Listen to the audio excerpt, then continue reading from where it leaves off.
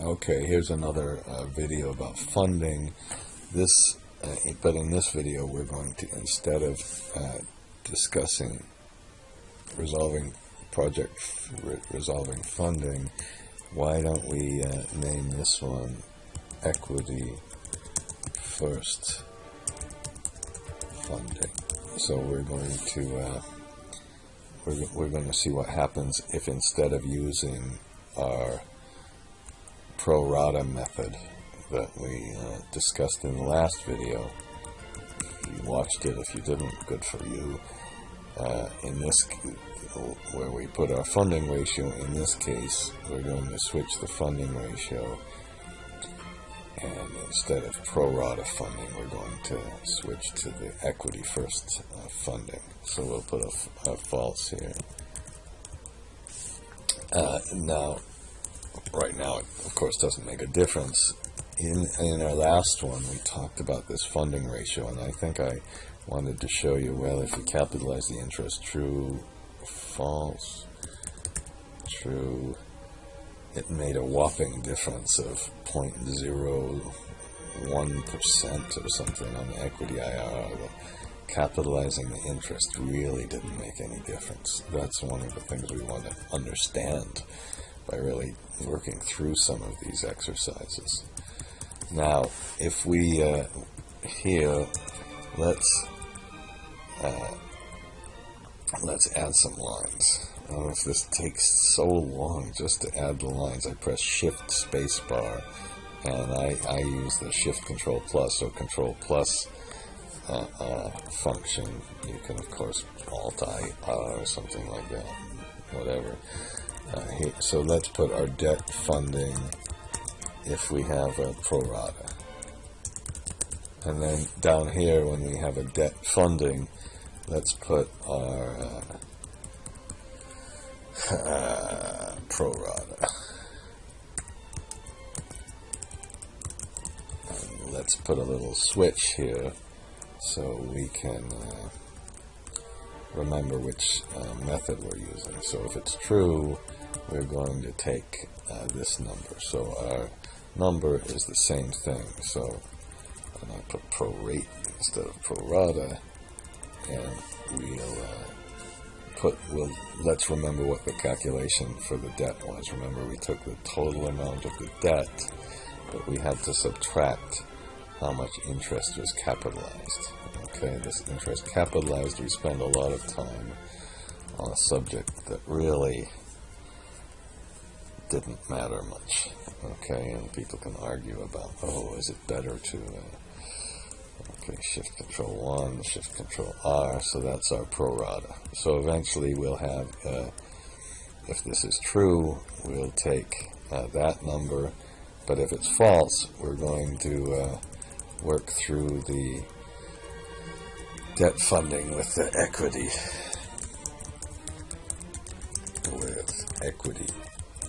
first, going in first. Okay, and to do that, we just need a little equity schedule.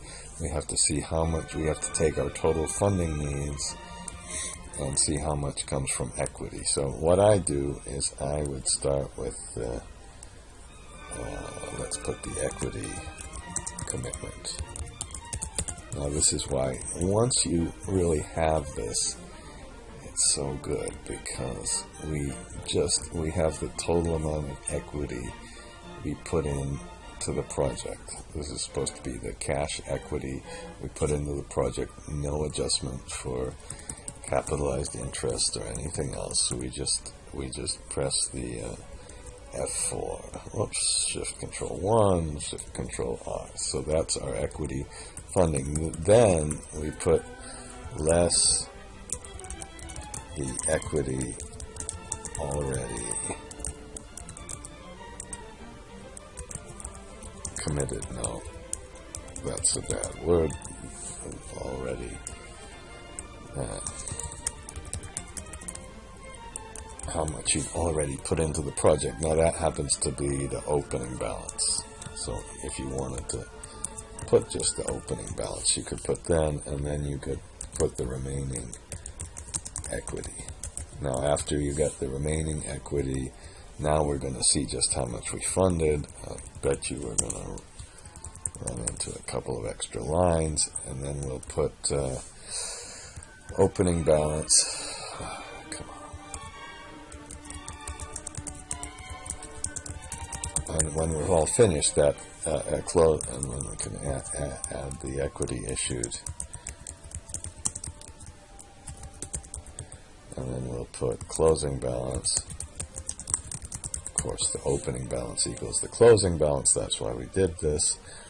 And then after the equity issued, what we're going to use is a minimum function. Okay, and then once we have, then we can put the remaining. This is very, very much like any other cash flow waterfall. Remaining funding needs, and then we can, once we have the remaining funding needs, then we'll get the debt issued, or the debt draws. And the debt draws, that's that debt funding. If that thing falls down there, the switch, that's what we'll take. So that's really what we're looking for.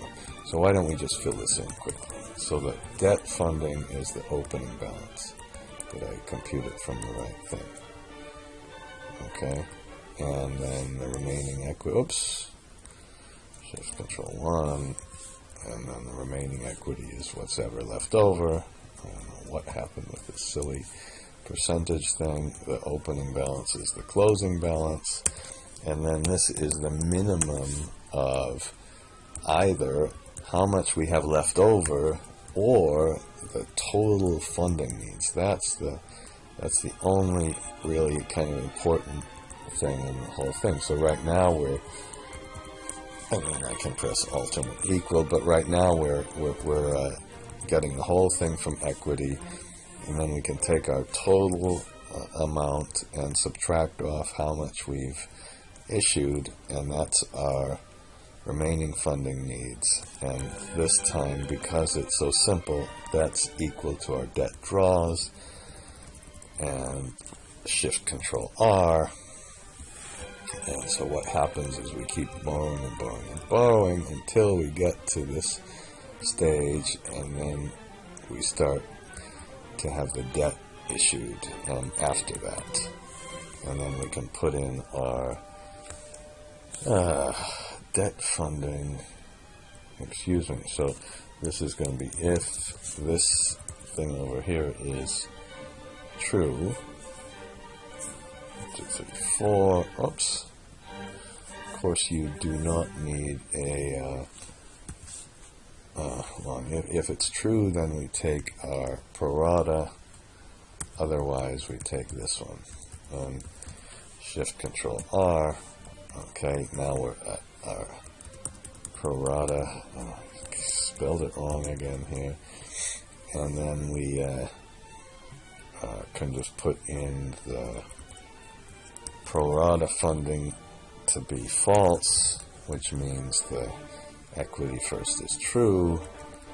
Now, look at this. We got a difference here. This didn't work anymore. We got much lower funding during construction. We're going to have to modify the function and have the function be identical, so we can, you might want to put a little underline here, and this is our method. How about this one? That's our first method, and this is our second method, and we're just going to have to figure out what that is in the function. So we're going to go back to our circular method. This, if we tried this, by the way, if we said, okay, well, here are our debt draws, if this equity commitment, I suppose I can do this. If you would have, I don't want to do this. Well, I'll do this. Maybe I can undo this. If you do this, we have a circular reference, and the whole thing doesn't work. So we would have to solve the circular reference for this anyway. Alright? So I don't want you to think that this function is kind of a waste of time. So what we need to do is first, we're going to enter after the capitalized interest switch. I should rename this switch, but okay. We'll make a capitalized interest switch, and then we'll make a funding type. Okay, and now if this funding type is so the funding type, this is going to be, if it's, how did we define it up here? Should be a little more careful about these things. But if it's true, then we'll just use the pro rata. So what we can do down here is, this was the big thing here. We can still compute all these pro rata, but the big thing is the borrowings. Where is the debt funding? Funding needs, pro rata, borrowing needs here. So if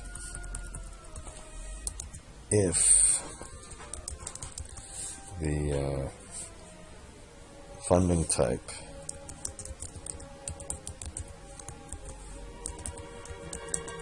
equal true, we don't really have to say this, but I'm going to be careful.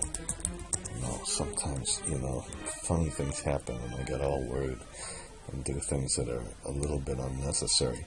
So then that's what we can do. If the funding type is false, then the borrowings are going to equal the remaining funding. Okay, now, and remember what we do. I'm starting from the back, and then we'll just move forward. So how did we get the remaining funding? The remaining funding was equal to the funding needs, which we have just above there, luckily, minus the equity funding. We need to get the equity funding. And the equity funding was equal to worksheet function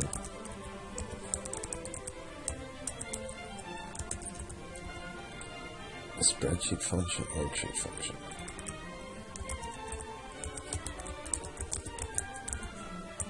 And then we put in the minimum, right? Remember that was in our formula, and we take the opening equity, the remaining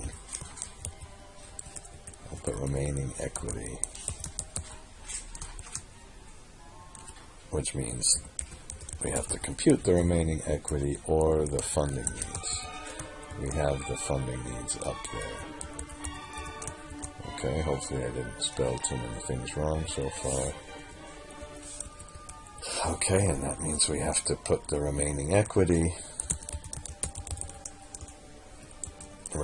see, I just about spelled it wrong. Remaining equity is equal to the equity commitment minus the opening equity. We need to compute both of these.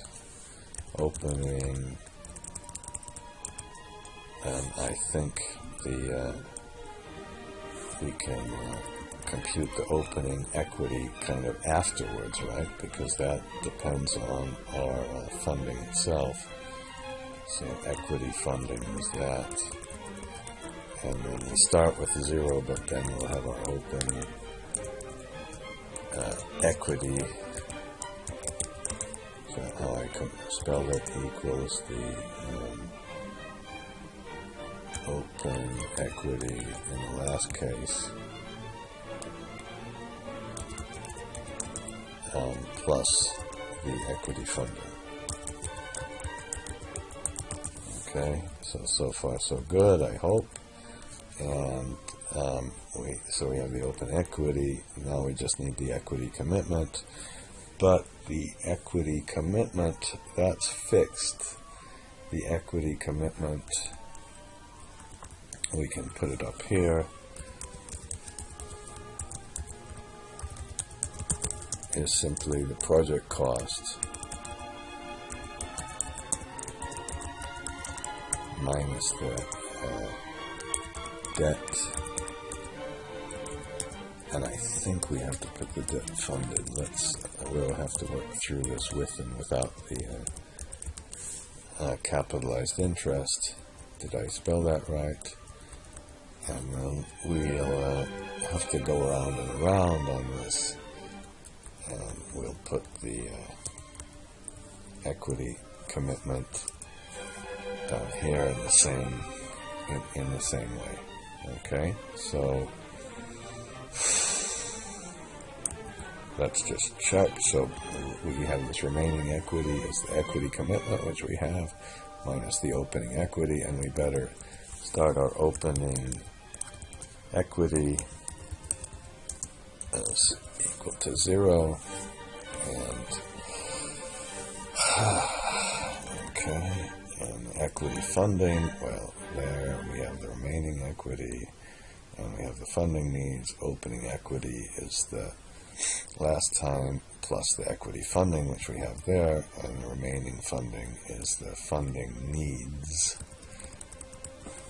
Okay, minus the equity funding. That spelling mistake is an important one. Some people say put dimensions on each variable. Put a definition of each variable at the top to kind of protect yourself against those things, which probably should be in the habit, but I'm just a little bit lazy to not to do that. So I'm going to pause the video and see if, okay, I'm going to show you just again how to insert all the data for this. Use the FX thing, and for the debt percent, go up and find our assumption for the debt percentage. Okay. Then use the capitalized interest switch, remember that one. Then use the funding type switch, that's the, yes, that's this one, remember we said, well, that's true or false. And then for the CapEx, that's really why I'm redoing this. You can click on the entire line for the CapEx. For the construction switch, you see, isn't it so much easier just typing in the entire line? I don't care if the Excel takes a little bit longer. I don't think it does.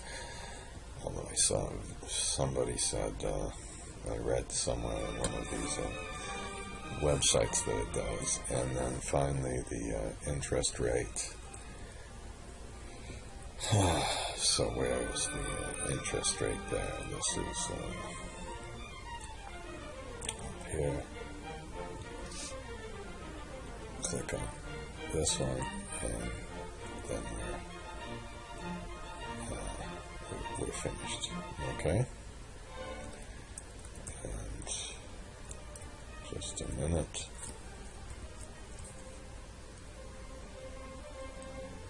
Okay. And it's slightly different. I'm going to investigate that and come right back. So I was very close. My only mistake was that